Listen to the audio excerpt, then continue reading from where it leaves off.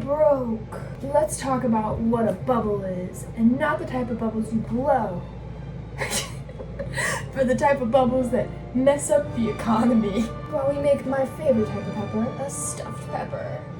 Financial bubbles are kind of like a mysterious part of the economic world, but understanding them can help you navigate financial landscape more wisely, along with just help you plan and understand how to handle when a bubble occurs.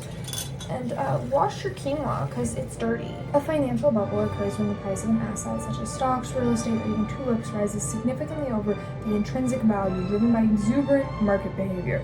Eventually, the bubble bursts. The price plummets, leading to financial chaos for all those involved. Think of it as like when everybody wants something that's like trendy at the time and the price just goes way up because demand for it's way up. And then all of a sudden, nobody wants it anymore, so it no longer costs that much money. Same thing, but like on a bigger scale. I feel like I'm getting my nails done. There can be lots of causes behind a financial bubble. Think like speculations, easy access to credit, hard behavior, overconfidence. There's a lot going on there. Cook the quinoa, please and thank you. Investors often buy assets with the hope that they can sell them at a higher price in the future. A good example of this is Bitcoin in 2017. People were buying it not necessarily because they believed in its long-term value, but because they thought they could sell it for a profit soon and make quick money. Fun fact, quick money does not exist. Luck exists, but quick money is not a guaranteed way or a smart way to make money.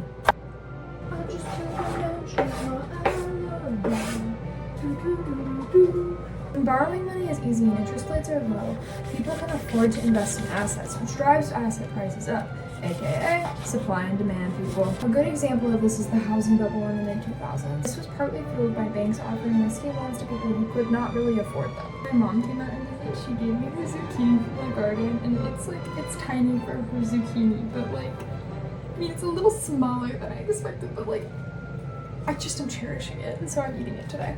Love you, Mom!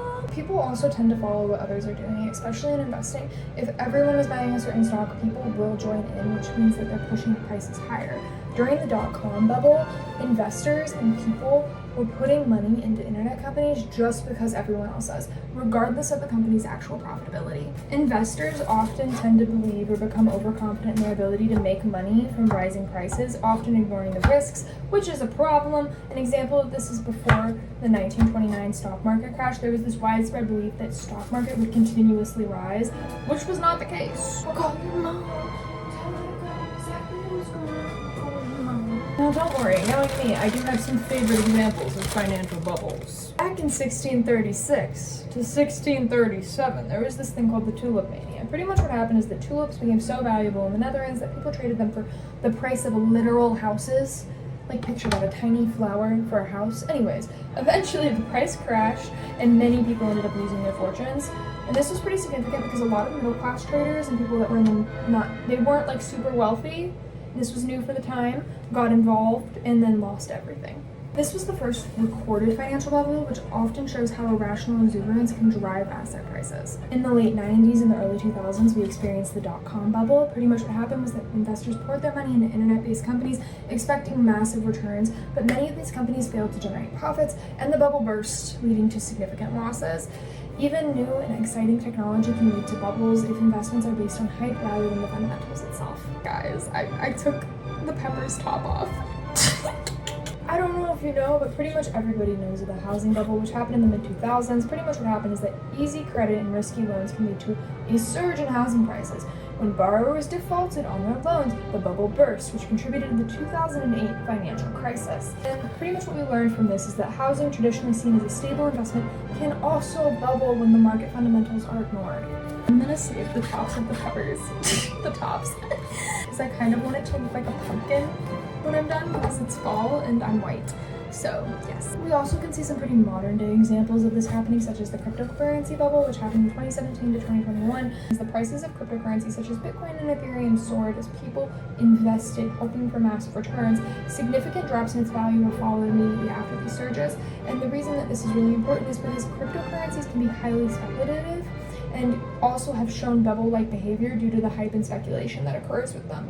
There's a lot of volatility and you have to be aware of that. During 2020 to 2021, we also watched a tech stock surge. Get that vitamin C! When all I've been wanting is vitamin D! Alright, sorry. I don't even know if lemons have vitamin C in there. I just thought of that in my head and I was like, I might as well say that. Let her cook! After you defrost your bag of meat. Now, when it comes to visualizing a bubble, you need to understand that there's the stealth phase. This is where early investors buy in at lower prices. You have the awareness phase, which is where more investors... You have the awareness phase. This is where more investors notice and start buying. And then you have the mania phase. This is where prices like skyrocket. And they're driven up by speculation, which is key to this situation, and media hype. Do not fall victim to speculation. Don't be that person. We are not speculative investors here. We are educated investors. Finally, you have the blow-off phase. This is when prices peak and then proceed to crash as the bubble bursts. And then turmeric for your skin. Make your dish look like it has jaundice. Weed. No, some dill weed. That type of weed. Ain't she pretty? Gonna be sad, better do it with pizzazz. You need to cook it till your onions are clear and your carrots are softer than my ex when he sees me. Pop your turkey on in. Ooh. If your turkey is pink, it is not done. Once your turkey's done cooking, add your quinoa in. So how do you avoid getting caught in a financial bubble and losing all your money? Yay! Stuff those peppers. This stuffing looks a little too good, so I'm gonna test her out. Make sure that you do your research. You need to understand the value of the asset that you're investing in. You should be skeptical of the hype. Think about when Warren Buffett says, when others are fearful, be greedy. When others are greedy, time to be fearful. Keep that in mind. If everyone is talking about how great an investment it is, it might seem like a sign of a bubble. Put it on a baking sheet and add your little top hats. Then put her in the oven for 15 minutes at 350. Make sure that you're diversifying your investments. Don't put all your money into one type of asset. Also, make sure that you're always thinking long term. Focus on investments that will be valuable in the long run, not just the short term.